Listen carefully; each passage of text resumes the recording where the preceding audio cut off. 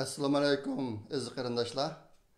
Bugun 2022 yili 12 oyning 30-kuni men Amerikaniki Los Angelesda yashaydigan Erkin Sidiq 2 haftada bir qatim chiqadigan videoga chiqishim.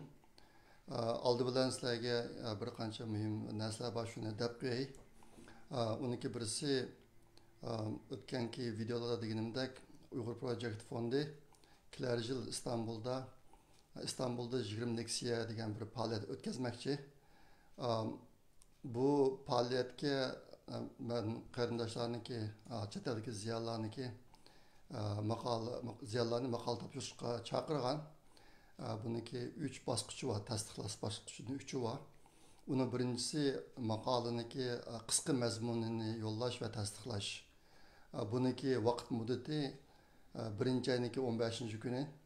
Aştaqda yine 15 gündeki vakit kaldı. Şuna bu sıkıntılar bunu çin tutkan bolsanlar.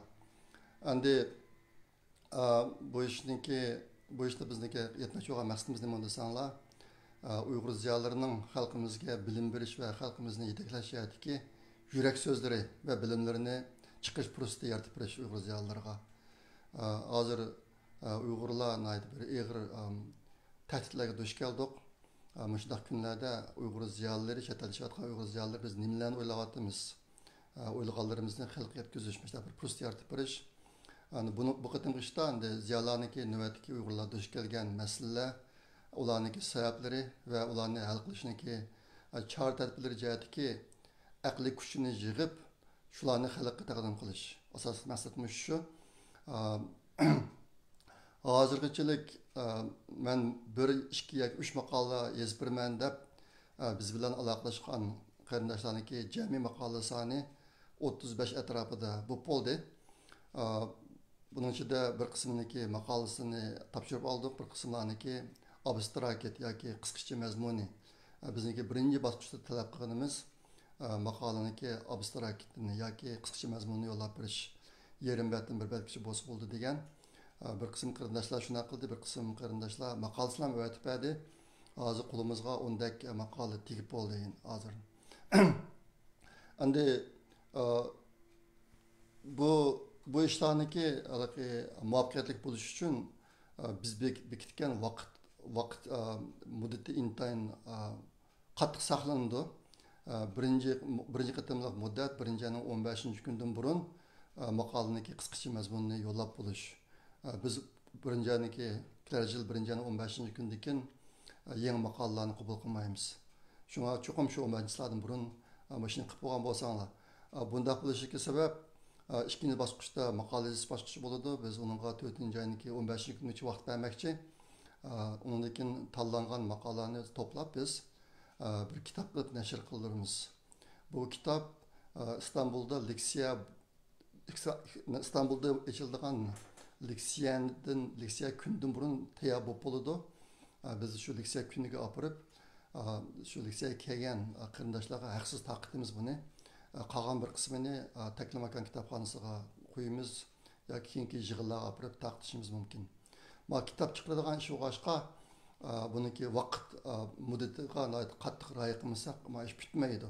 Ashta bo'g'ashqa birinchi qatimliq muddat 1-ayning 15-kuni buni amal qilsak bu vaqtga. Undan keyin biz qabul qilmaymiz. Ondan keyin sizlarga yana bir qo'yadigan muhim ish, xabarlarda bor Uyghur Project Fondi bir qism mablag' chiqarib calendar.com deb qiz yigitlarniki o'zaro tanishishiga sharoit yaratib beradigan bir tor betini yasagan.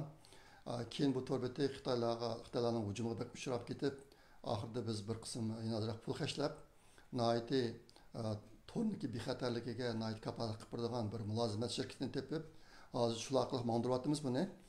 Hozir Xitoylarniki hujumi to'xtamadi, lekin hozir yaqin shu yangi mulozimatni olgandan buyon torbeti hech qanday buzg'unchilik uchirmadi. Obdan ketyapti. Meniki bu yerda deb qo'ydiganim bu ishni biz chet eldagi Uyg'ur yosh qiz yigitlar uchun tayyorlagan. Onu haqsiz ishlatishlar, onun pulini biz chiqaryapmiz Uyghur Project Fondidan. Tor bexatarligi jihatga ishlardan tortib. Ashta bu boshqa bundan obdan foydalansak. Endi Uyg'ur millatini chet elda saqlab qolish uchun qilgan muhim ishlarniki birisi Uyg'urlarniki Uyg'urlar bilan to'y qilishi. Ashta boshqa bu ishni biz muhim bilib tutdik. Bo'lsa buningdan foydalangan bo'lsanglar. Yana bir ish ehtimol mana shu videolarni ko'rayotgan qarindoshlar biladi. Uyg'ur Project Fondi ostidagi Uyg'ur axborot markaziniki haftada 3 qatim chiqaradigan video programmasi isil ketyapti hozir. Bu programmalar boshqa Uyg'urcha video programmalar bilan raqobatlashmaydi. Biz raqobatlashmaymiz. Biz faqat bo'sh o'rinni to'ldirib bo'libmi Uyg'ur ziyolilariga xos bir saviyada chet eldagi xalqimizni muhim mazmunlar bilan ta'minlaylik deb bu ishni qilyapmiz. Buni qilayotgan qarindoshlar kecha kunduz tirishib ishlaydi, qattiq ishlaydi. Shunga bo'lsa videolar uzun emas, eng uzun bo'lib ketsa 10 minut, bo'lmasa odatda 6, 7, 8 minut degandek bo'lyotdi. Bo'lsa uni ko'rib qo'yinglar, andan keyin yaxshi ko'rsanglar, barmoq berib qo'yinglar, qo'llab, andan keyin Uyg'ur axborot markaziniki YouTube kanaliga a'zo bo'lib qo'yinglar. Bu ishni qilib qo'ysanglar, ashni qilayotgan qarindoshlarga bir xil ilhom bo'ladi buniki bu. Shunga buni ta'kidlab qo'yay dedim. Andan keyin shu Uyg'ur axborot markaziniki YouTube kanali uchun maqola yozish ishiga hammalar uchun ochiq. Agar maqola yozib maqola taqdim qilman desanglar, shuna qilib bersanglar bo'ladi, biz uni video programmasi qilib chiqaramiz keyin. Bu millat uchun qilgan bir xizmat bo'ladi endi. Men deb qo'ydigan yana bir ish, yaqinda men Facebookda bir maqola e'lon qilishga boshladim. O'zimizni qutulishda foydalanishga bo'ladigan qanday yo'llar bor degan temasi shundaq. Hozir maqolaning 4 qismi chiqib bo'ldi. 2 kunda bir qismidan chiqaryapman buni. Bu maqola asosiyatan Amerikadagi Harvard University professor bo'lib, butun umrini shu yerda o'tkazgan bir donliq shaxsniki bir donliq kitobi haqida. Shu kitobdagi mazmunlarni men yig'inchoqlab, xulosalab, mustaq maqola qilib chiqaryapman. Bu bizniki navbatdagi vaziyatimizdagi foydalash qiymati bor bir mazmun endi. Ashta boshqa bir temani tanlab qo'yapman. Hozir 4 qism chiqib bo'ldi. Ben qisqa chiqaryapman, har bir qismi 2 betdan, ko'p bo'lganda 3 bet degandek. Hozir kishilar uzun maqolani ancha o'qimaydigan bo'lib qoldi. Ashta boshqa buni ko'p qismga bo'lib, qisqa chiqarib qo'yapman. Shunga qarindoshlar o'qib beqinglar. O'zimizni qutulishda foydalanishga bo'ladigan qanday yo'llar bor deb. Bu kitobni yozgan kishi bu kitobni yozish uchun 30 yildek vaqt sarf qilibdi.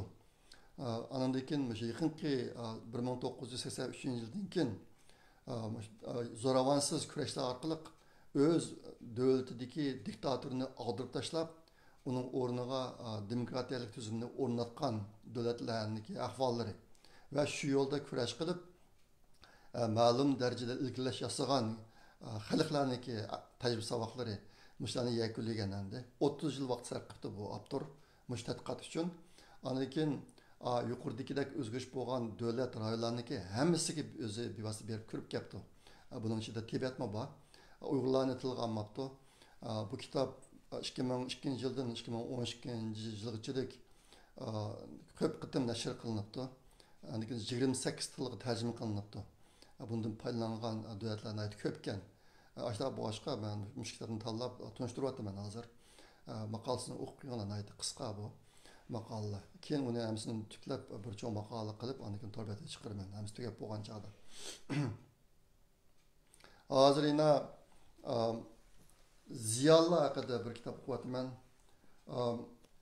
Bizniki chet eldagi aqli kuchimiz ojiz biroz. Nimishqa deganda bizniki chet elga chiqqan qarindoshlarniki soni ko'p emas. O'rta Osiyoni hisoblamaganda qolgan davlatlarning hammasini qo'shganda 100 mingdak odamimiz bor. Buning ichidagi ziyoli degan sonlarga to'shilganlarning soni jiq emas endi. Ashta boshqa shu qimmatlik osondagi ziyollarning rolini qanday joriy qildiramiz degan masalada izlayapman. Yaqinda maktabni o'qiyapman men. Bu kitob intayin qilin 650 betlikkan. Ziyolilar va ularning jamiyatga roli haqida. Xudoyim bursa bu kitobni ma'ma qolib ketgandan keyin bu kitobni tunishtirishim mumkin. Asosiy maqsad ziyolilar üçün biraz deyimiz ziyarlarga biraz bilimlerini təminləb müşahadəki şu arqılıq ulanın rolunu ən yaxşı dərəcədə cari qıldırış. Özümüzni qutuldırış yolunda biz qulumuzdan kelgan ishlarniki hammani qilib yashamasaq bo'lmaydi. Tirikchilikni biz ko'stimiz, uniki mevasini Alloh beradi.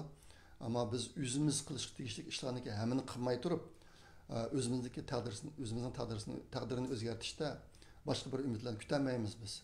Başta bu aşka Xudayim bo'lsa 2023-yili chet eldagi barliq ziyolilar qaytadan o'ylanib, bundan keyin biz qanday yashashimiz kerak, qanday qilgan joyda o'zimizni qutuldira olamiz degan sohada mushjatda o'rtaq tirsak degan orzuyim bor. İstanbuldagi 20 leksiya degan faoliyatmi ashtaq yo'nalishdagi ishlarniki bir qismi endi. Shuningga bunga ahamiyat bersak. Endi zamanı bilimlerini öğrenmeyi öz içimizde yığın açıp, fakat özümüzçe de yığın açıp, resimlerini torgu çıkarıp koyup bundak gidiversek, biz özümüzden mi aldayımız, milletten mi aldayımız, onda kıkanı ki anca kıymet yok.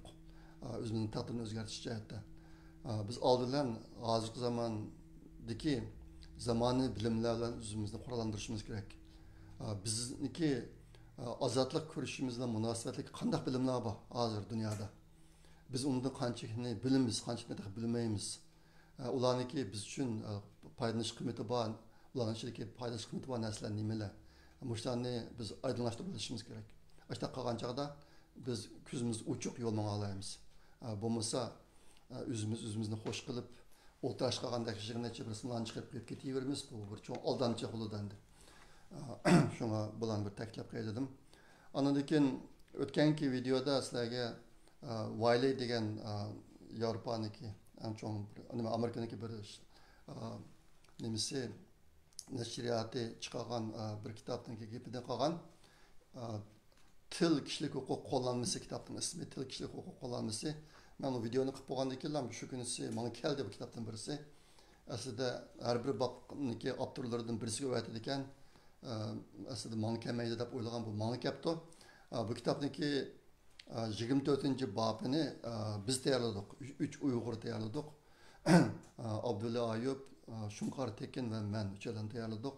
Bunun da şu Uygur tilindeki tarihi 1949 yıldan burunki tarihi, andakin 1949 yıldan keyinki Uygur tilinin ma'rif tili, hükümet tili buluşlarını yo'qotib qo'yish ahvollari, Xitoyniki bu jihatda qolgan qo'llangan siyosatları, andakin Uyg'urlarniki bunun qarshi ko'rsatish harakatları, andakin bizniki dunyo jamoatiga bo'lgan takliflarimiz. Bu soatdagi mazmunlar bor. Bu kitob chiqdi. Endi hozir Amazonda bor ekan bu kitob $181 ekan. Satılışa başlapti. Endi bu kitob Xudoyim bo'lsa dunyodagi cho'ng hukumat, xalqaro tashkilot, oliy maktabniki kutubxonalarining hammasiga kirdi. Bu bir qo'llanma. Aslida bu boshqa dunyoda bundan o'sha yerlik millatning tillari, yerlik millatlarniki taqdiri haqlarida qaror siyosat belgilashda muhim rol o'ynaydi deb o'ylayman.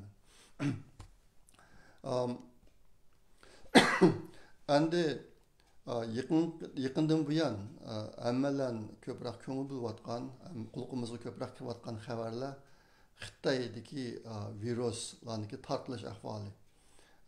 Hammamiz bilgandek bu bir intayin cho'ng to'lqin darajasiga berib yetdi. Hozir Xitoydagi virus bilan yo'qolish ahvoli shunga ergashib nurg'un ishlar o'tirib chiqyotdi. Xitoydagi bir qism shahar rayonlarida hozir Xitoy virusi bilan yo'qolish ahvoli nisbati 50%dan 80%ga yetdi hozir. Ondan keyin shu yaqinqi bir haftaning mobaynida Beijing Üniversitede 80'den köp profesörler ölüp gitipti virüs sebebinden. Pişqadamlar köproq onun içinde yaşlanma var. Ondan Chinese Academy deyimiz Xitoy akademiyasi. Bununki Yuanshi deydigan bir darajasi var endi. Akademik. Xitoy akademiyasiniki akademik degan rahmanada Aştaq adamlardan 19 adam ölüp oldu hazır. Yaqinqi bir ish gapni eshitdilamkin. Xitoyda shu bir qancha yilniki mobaynida biz Xitoy mana shu virusni davolash doğrusini chiqadi deb o'zini davron qilgan mutaxassislar bor. Shu mutaxassisning o'zim o'lib ketibdi. Ondan keyin mana shu Xitoy hukumatining siyosatlarini butun kuch bilan targ'ib qilib poyitib yurayotgan mutaxassislar bor Xitoyning ichidagi. Bulardan nechadan o'lib ketibdi. Ondan keyin hozir bu Xitoydagi cho'ng yuqumlanish harbiy ishchiga kiribdi. Bu Lyoningda bir cho'ng junchular deydi, o'sha yerlarga bu kasallik kirib, ularniki yuqumlanish ahvoli intayin og'ir ekan. Xitoy bu Xitoy virusiniki harbiychilik yuqumlanish ahvolini intayin maxfiy saqlagan hozir qadar. Ondan keyin bizning vatandagi turma lagerlardagi yuqumlanish ahvolini butunlay maxfiy. Bu to'g'riliq xalqaro hech qanday uchur chiqmadi. Mana shu kunning oldida Amerikadagi Çay Partisi degan partiyani qurgan kishi bilan biroz paranglashib qoldim Twitterda. U odam Uyg'urlarga nayt ko'ngil bo'ladi. Aloqalashib kelayotganman. U odam shu bundan keyin Uyg'ur irqiy qirg'inchiligini oxirlashtirishda birlashib ish qilaylik, yolg'iz ishni vujudga chiqara olmaymiz deb yaxshiliklarni berdi. U kishiga deb qo'ydim mendan ahvol so'ragan chog'da. Hozir Uyg'urlarniki turma lagerlardagi virus bilan yuqumlanish ahvoli to'g'riliq hech qanday ma'lumot yo'q. Bu to'g'riliq xalqaro hech qanday tadqiqot masala o'tirib chiqmaydi.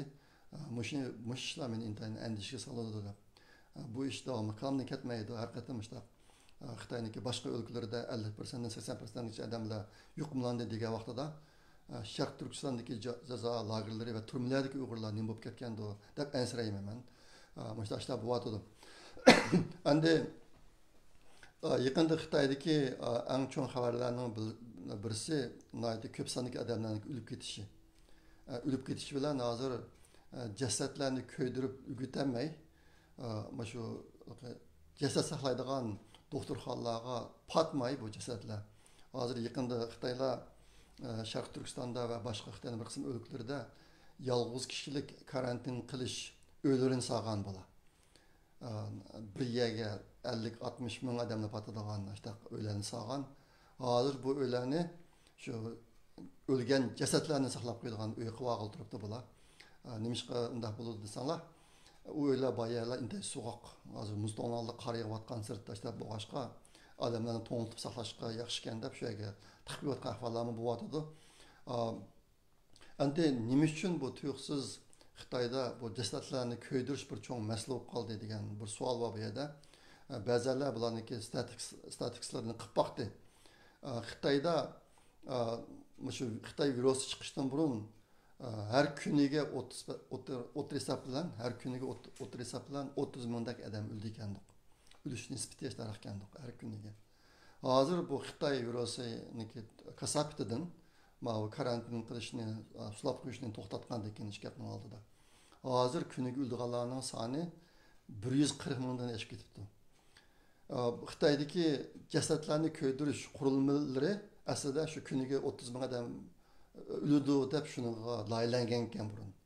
Hozir biroqlam bu odamlarning soni kuniga 140 mingdan oshib ketganligi uchun ko'ydirib ulgurolmay Xitoyniki hamma yerlarda jiq voqealar bo'lyapti. Shuning bilan hozir mana shu bir kunning oldida Shanxaydagi kishilar mana shu Shanxaydagi oyliklar qo'ralari bor yerlarda jasadni shu qo'raning ichidan o'tqalab ko'ydirgan ahvollar yuz berib turibdi.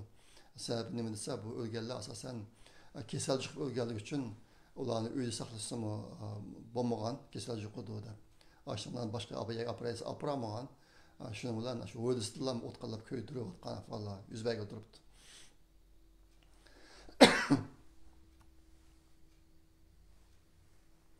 Ondan keyin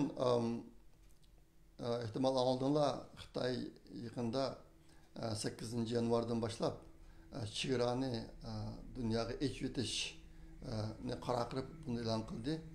Echitish degani chet eldan kirganlar kiraversin bo'ladi, chet elga chiqadiganlar chiqaversin bo'ladi degan narsadan iborat endi. Hozir undan keyin mush haqda Twitterlarga ko'p uchlar chiqyapti. Bo'libmi Xitoylarniki cho'ng tarjimon harakati degan harakatni qilayotgan Xitoylar Xitoy ichidagi bir qism ishlarni bo'layotgan gap so'zlarni tarjima qilib Twitterga chiqyapti. Ularniki umumiyga ko'rsatishcha sakkizinchi yanvarda Xitoy chegarini ochib o'tish degan bu Xitoy hukumatiniki Shi Jinpinniki bir Jallat Shi Jinpinniki bir suiqasdi dunyoga virusni yana bir qatim taqib o'tish uchun qo'llangan tadbir degan gaplar o'tirib ko'p chiqyotidi.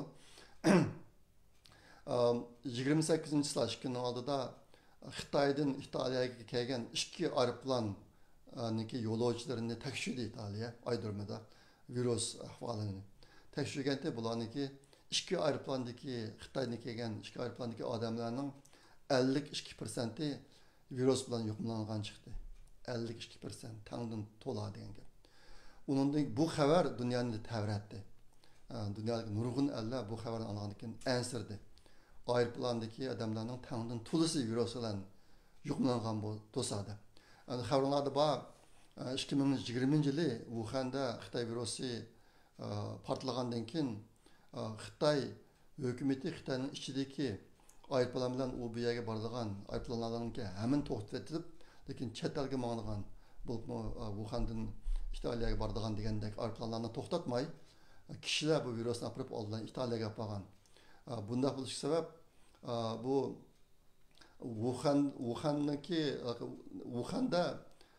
Wuhanda kasal yuqib jinjuga berib olgan Xitoylar yo'q ekan.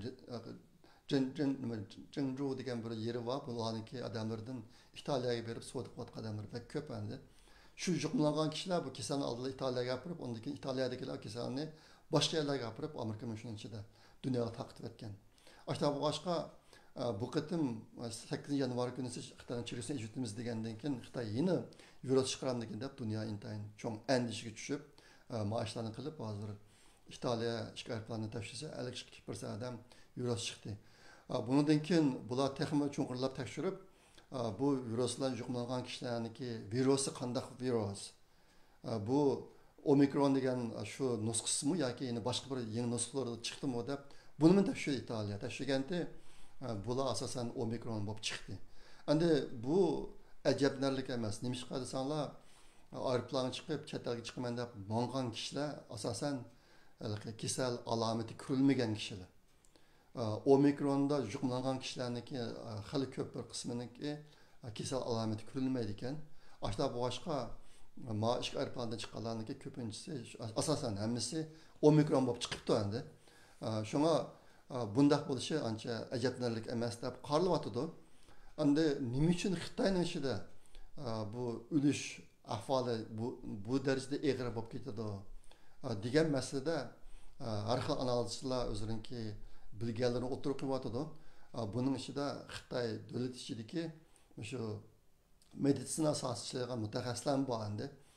Ularniki farazlaricha hozir Xitoyda tarqalayotgan, Xitoycha tarqalayotgan kasal yolg'iz omikron emas, uniki boshqa variantlari bor deydi. Buning ichidagi bir cho'ng ehtimollik delta varianti bor bo'lishi mumkin. Agarchi chet elga chiqqanlar ichida bu bayqalmagan bo'lsa deydi. Bu birisi. Ikkinchisi Xitoy vaksinasida intan og'ir masala bor. Ular sinovdan to'liq o'tmagan. Xitoy asosan Xitoy hukumati Xitoy fuqarolarini chashqanning o'rnida tajriba qilish uchun shu vaksinani ishlatgan bo'ladi. Shunga bu yolg'on vaksina yoki nima qo'shimcha ta'sirdan kuchli bo'ladigan vaksinani urish bilan birga virusniki delta nusxasilarniki birlashishi tufaylidan Xitoyda hozir ulgib qolgan odamlar ko'p bo'layotgan bo'lishi mumkin degan mushtaq gaplar o'tirib chiqdi. Bular jazmlashgan narsa emas, uni jazmlashtirish mumkin emas. Hozir Xitoy hukumati bu sohada hech qanday vaqtda rost ma'lumotlarni e'lon qilib boqqan emas dunyoga. Hozir bo'lsa virusga oid hech qanday ma'lumotlarni e'lon qilmaslik yo'lini tutyotdi bular. Ashta boshqa kishilar u yerdan bu yerdan egallagan usullarga asosan zodi nemish bo'yotdi deganni tushunishga tirishyotdi. Hozir o'tirib chiqqan gaplar yuqorida ekandi. Endi mushu İtalya'da bo'lgan ishninki ish va Xitoyning ichida bo'layotgan ishlar. Shunga asosan hozir Yaponiya, Janubiy Koreya, Italiya, Tayvan, Hindiston qatorliq davlatlar Xitoydan kelgan aeroplanning yo'lovchilarining hammasini tekshirib, saqlarini qo'yib, davlatni shekilga qo'yib, kasallarni karantin qildiganligini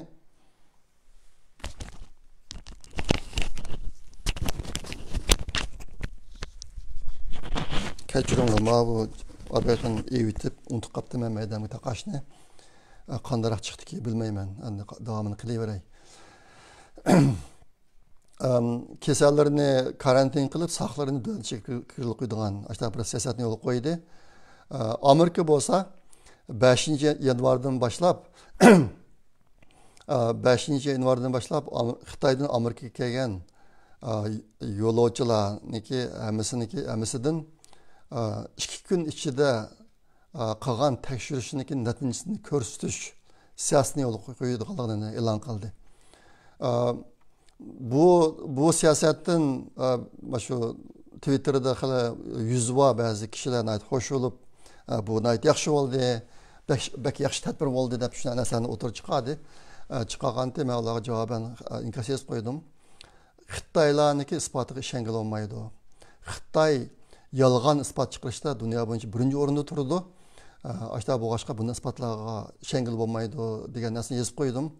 Amaliyotda Amerika Xitoyning isbotini tashimay, o'zi aydirmada tekshirish etmagan bo'lsa, ko'p yaxshi bo'lardi. Xabarlarda bor, Xitoyda hamma narsani pul sotib olib bo'ladi. Shu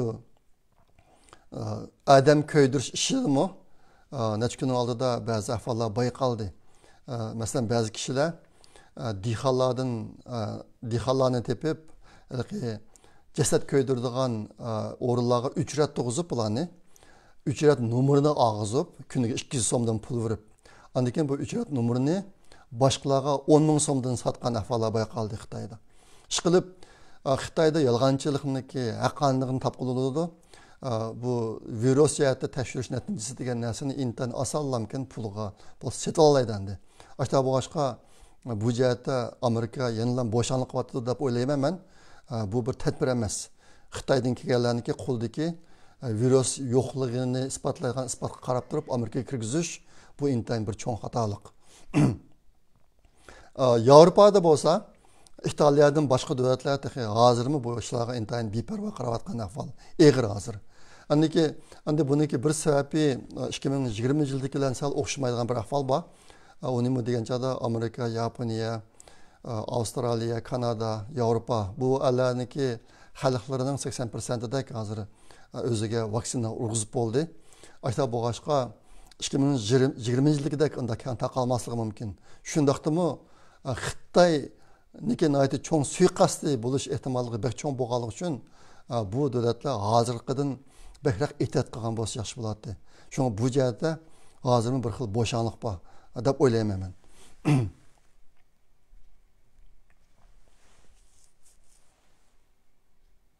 Hozir endi ko'rilgan yana bir ahvol nima desanglar, bu Xitoyda bir jasadni ko'ydirish uchun 30.000 so'mdan pul to'lab qilyotidi Nurg'iyada. Shunga ba'zi odamlar deydi, bu kishilar saq vaqtidami hukumatni boqqan, hozir o'lgandimi yana hukumatni beqishga majbur bo'lyapti degan gap o'tirib chiqdi. Endi bir qancha Xitoy siyosiy analizchilari mushu yaqinda bu Xitoyda bo'layotgan Xitoy viruslar munosabatlik Xitoy virusi bilan o'kib qolgan odamlarning ko'pligi bo'layotgan qolgan ishlar mushlarni tahlil qilib endi Xitoyniki tarixida bo'lgan ba'zi ishlarni o'tirg'a chiqadi bular. Masalan 1600-yillari Xitoyda bo'lgan ishlar shu chaqda ikki davlat o'tirsida urush bo'lib bir davlat tarafi bo'libmi haligi insonlarga intayin vahshiy ziyonlarni keltirgan eg'ir shu diniy nuqtadan aytgan chog'da Tangriniki irodasiga xilof nurg'un vahshiy ishlarni qilayotgan davlatniki odamlari bir xil virusniki paydo bo'lish bilan ko'plab o'lib ketib, yana bir bularga qarshi urush qilayotgan yana bir davlatning odamlariga bo'lsa bu virusniki hech qanday ta'sir qilmaganligi tarixda Xitoy tarixida mushta ishlarniki necha qatim yuz berganligini so'zladi ba'zi analizchilar. Ondan keyin shular bilan munosabatlik holda hozir Xitoyda yuz berayotgan ahvol shu chog'lardagi ahvollarga o'xshashi mumkin. Bu Tangrininki irodasi bo'yicha bo'layotgan ahvol bo'lishi mumkin degan farazlarni o'tirib qo'ydi. Agar bu ishlar haqiqatan shunday bo'lsa, albatta Xi Jinping degan jallod va Xitoy Kompartiya hokimiyatining Uyg'urlarga sağgan kunlari, inson qalbidan chiqqan jinoyatlari buning bilan munosabatli deb qarash mumkin. Men shunday o'yladim bu ishlarni. Ondan keyin bularniki shu burungi tarixdagi yuz bergan ahvollarni degan vaqtida tilga olgan yana bir ahvol. Ashtaq bir viruslar nihoyatda bir g'alati, hech qanday o'ylanmagan yerdan tasaddufiy yuz berib, haliqadek insoniyatga qarshi jinoiy ishlarni qilgan, gunohlarni o'tkazgan odamlarni o'ltirib, ondan keyin tuyuqsizlam yo'qolib ketgan. Mushta ahvollarni tilga ilishdi bular. Ya'ni virusninki yo'qishida buni insonlar to'xtatgan emas, o'zidan to'xtab ketgan degan. Endi xabarlarda bor, bu Xitoy virusiniki Omikron degan varianti nusxasini buni Tangri o'tgan nusxa shu Xitoyniki aslida yasab chiqqan virusiningki ta'sirini yo'qotish uchun chiqqan narsa, shuning dorisi deb qaraydigan kishilarmi bor. Xitoyniki tarixida mushtaşlar bo'lib boqqanki. Hozir endi yaqinda jallod Xi Jinpingniki karantinni bekor qilib etishi bilan tang Xitoyda hozir endi huquqlarni shu virus bilan munosabatli ishlarni qanday bartaraf qilishadagi huquqlarni tuvanga berayotgan ahvollar kuchli bo'lyapti hozir. Ashtaq bo'lg'ashqa endi Xi Jinpingniki huquq o'rnida biroz ojizlash bo'lganda ko'rinishlar, ashtaq bir hodislar bor hozir. Buni garchi jazmlash tugildi bo'lmasimi, ashtaq ahvollar bor. Endi mushning bilan munosabatli Xitoylarniki burungi tarixida bo'lib boqqan ahvollar bor ekan. Bo'libmi Xitoyniki cho'ng davlatning ichidagi kichik davlatlarda qo'zg'olonlar bo'lib ketib, shuning bilan cho'ng davlatniki podshosi huquqni kichik davlatlarga berib, o'zini bir taraf qilinglar qo'zg'olonchilarni deb ashta qilgandan keyin bu kichik davlatlar o'z oldiga askar yetildirib, askar qurib, qo'zg'olonlarni besib, ishni hal qilib bo'lgandan keyin cho'ng davlatlardan mustaqil bo'lib ketgan. Cho'ng davlatlarga qarshi chiqib mustaqil bo'lib ketgan ahvollar bor ekan. Endi hozir Xi Jinping hokimiyatiniki eng cho'ng ansiraydigan bir narsa mush ekan endi. Ashta boshqa ba'zilarda huquqni tuvanga bermaydi asli, ba'sa keyin bular tuvanliklar kuchga ketib, markazdan yuz o'rib mustaqil bo'lib ketish ehtimolligi bormidi deb bu yerdan ansiraydigan mushta ahvollar mavjud deydi kishilar. Bu bir qiziqarli ahvol ekan dedim. Agar rostlam xudoyim ashtalar yuz berib qolsa, biz uchun nihoyatda yaxshi nim bo'ladi, fursat bo'ladi. Endi jallod Xi Jinping hozir harbiyni intayin ching tutyapti. Bo'libmi bu yaqindan olgan askarlar, yangi askarlar qandaqdir vatanni qo'g'dayman, markazni qo'g'dayman, Dangriyani qo'g'dayman emas, Xi Jinpingni qo'g'dayman, Xi Jinpingni qo'g'daymiz, Xi Jinping uchun xizmat qilib degan shuarlarni to'layotgan ahvollar bor ekan hozir. Endi Xi Jinping va Xitoy Kompartiya hokimiyatiniki birinchi darajalik dushmanda Xitoy fuqarolari. Nima shunday deysizlar desanglar, hozir Xitoy davlatiniki davlat mudofaasiga ajratgan puli qaragan chog'da davlatniki muqimligini saqlashga Xitoy saqchi qurilmalariga ajratgan puli ko'p. Xabarlarda bor, Xitoy saqchilari degan davlat ichidagi xalq qartilgan narsa. Davlat mudofaa askar bo'lsa, davlat sirti qartilgan narsa. Ashta boshqa Xitoy hukumatı hozir saqchilarga harbiylardan ko'proq pul qashlayotdi degan gap tashqi dushmanga qaragan chog'da ichki dushmanni muhimroq o'ringa qo'yibdi degan gap bo'ldi endi. Bir davlatni mushundaq boshqarish orqali uzungacha idora qilish tartib boqqan emas. Ashta boshqa mushu nuqta aytgan chog'da Xitoy hokimiyati muqarrar o'rilish mumkin. Bu jihatda kishilar har xil farazlarni o'tirib qo'yibdi. 2023 yil deganlar bor, 2024 yil deganlar bor. O qandaqda ularniki bir ilmiy asoslarni o'tirib qo'yayotgan gaplar emas. Men uni diqqat qilaman, lekin ashta farazlar o'tirib chiqyapti. Şuna herhalde Xitay hakimiyetiniki günü bek uzun bağmaslık mümkün de paraz kılış mümkün hazır. Endi hazırki Xitay devletinin içinde bu atkan ahval Xi Jinping degan jallatniki bütün Xitay xalqidan intiqam elish bir holati bo'lyotidi deb qarasak bo'ladi. Bulupma yaqinqi oq qog'oz harakatidan keyin men seni sulab qo'ysam fikr qilding hamda eshvitay kirib boqqin deb hech qanday tayyorligi yo'q, dorisi yo'q, doktorxonasi yo'q. Hech qanday tayyorlik qilmaylarmikin hamiyalarni eshvitib hozirgi fojialar yuz beryotidi. Bu jallat Xi Jinping'niki bir intiqam elish vositasi deb qaralyotidi nurg'un kishilar tarafidan endi. Endi yolg'iz bular emas, 8-yillar Xitoy chegarasini eshitamiz degan bu ish endi dunyodami intiqom olmoqchi bo'layotgan bir xil ahvol degan ko'z qarashlar ko'p chiqyapti o'tirg'a Twitterda bo'libmi. Endi yaqindagi vatandan keladigan videolar asosan to'xtab ketdi butunlay. Bu jihatda men ba'zi ishki ma'lumotlarga erishdim. Xitoy chet elga video chiqara oladigan Uyg'urlarning hammani yo'q qilib ketibdi. Qandaq shaklda yo'q qildi bu aniq emas. Sulvatdimi, o'ltiryaptimi aniq emas. Lekin agar diqqat qilsanglar, yaqinqi 2-3 haftaning mobaynida vatandagi ahvollarni ko'rsatadigan videolar asosan kamayotdi. Qat'iy butunlay to'xtab ketdi endi. Mana bir ish bo'lyotdi. Endi karantinni ichayotgandan keyin vatan ahvoli qandaq deganda bizga tuqqanlari, tunishlar orqali kelgan uchurlar xil ko'p hozir. Birisi kasal bilan yuqumlanish ahvoli intayin og'ir, Urumchida masalanga. Ani o'lib ketganlarmi ko'p. Yaqinda o'lim xabarlari to'xtamay kelyotdi vatandan endi. Buning ichida tunilgan arboblarimizmi bor, chet elda yashayotgan Uyg'urlarning urug' tuqqanlari, ota-onalari bor. Shu bu jihatdagi xabarlar ko'p kelyotdi. Shunga Xitoyda yuz berayotgan fojialar hozir Uyg'ur Sharq Turkistonda yuz beryotdi. Kelgan uchur ko'p emas, lekin kelgan uchurlarning ichida bunday ahvollar, bunday xabarlar jiq hozir endi. Andan keyin hozir shu Xitoydagi chirinni echitish jihatlar bilan ishlar bilan munosabatlik bir qism chet ellik Uyg'urlarning ota-onalarimi yana bir haftadan keyin chet elga chiqishga boshlaydi ekan. Bu jihatda xabarlarni angladim men. Bu qaysi darajada bo'ladi deb bo'lmaydi.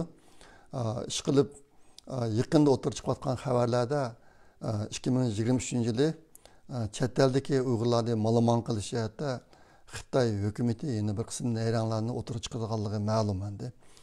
Shunga 2023-yili Uyg'urlar uchun yana murakkab bir yil bo'lganda qiladi. Har holda bunday ishlarga hushyor bo'lganimiz yaxshi.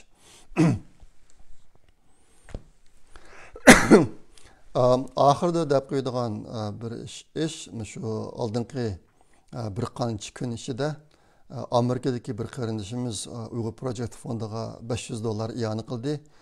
Kanadadagi bir qarindishimiz shunday qildi. Men shu fursat bilan bu qarindoshlarimizga chin ko'ngildan rahmat aytaman. Endi Uyg'ur Project fondiga pul iyon qilganda Amerikadagi Uyg'urlar masalanga u puldan boj ilinmaydi. Uyg'ur Project fondi bir kirimsiz tashkilotdan rasmiy tizimga olgan. Şuna bu jihatda mush soat töm qo'shman degan qarindoshlar vaqtni chin tutsanglar bo'ladi. 2022-yildan yana 2 kunlik qoldi bugun erta. Bugun 30 yillarga 31, undan keyin 2023-yilga kirib ketadi. Şu hozir qolgan yananlarni bu yil topshirilgan bojninki ishlatalaysizlar.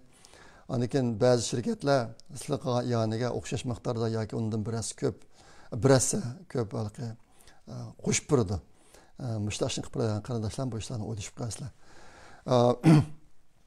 Shunday qilib bugun deydigan mazmunlar tugidi. Bugun chislag'i 30, 31, undan keyin 2023-yilga kirib ketadi. Men shu munosabatdan foydalanib barliq qarindoshlarniki yangi yil bayramini qizg'in tabriklayman. Biz uchun 2022-yil nihoyatda bir fojialik yil bo'ldi. Ashta bo'lsinmi imkon qadar xo'shchaqliroq yashab 2023-yili o'zimizning taqdirini yaxshilash jihatda bir qism natijani qo'lga keltirish uchun hammamiz o'rtaq tirishaylik. vatanniki fojiasi tufaylidan chet elda yashayotgan qarindoshlar hozir biroz ko'ngilni tin toptiradigan, ko'ngilni ochadigan ishlarga yuksak qizg'inlik bilan kirishyotidi. O'ltirashlar, to'ylar qizyotidi chet elda. Shundoq bo'lsa-mu, vatandagi ahvollarni asdan chiqarib qo'ymayli. Shu o'ltirash to'ylardagi qizg'inligimizniki 10-20%ni vatanning g'amini yeyish, xalqning g'amini yeyish, vatan xalq uchun biroz ish qilishga ajratib qo'yaylik. Buni biz hammamiz bir odatga aylantiraylik. Ashta qilsak kunimiz sal yaxshiroq bo'ladi deb o'ylayman. Bu qalamsa kelar qatim ko'rish amon bo'linglar. Xayr, xo'sh, Allohga omonat.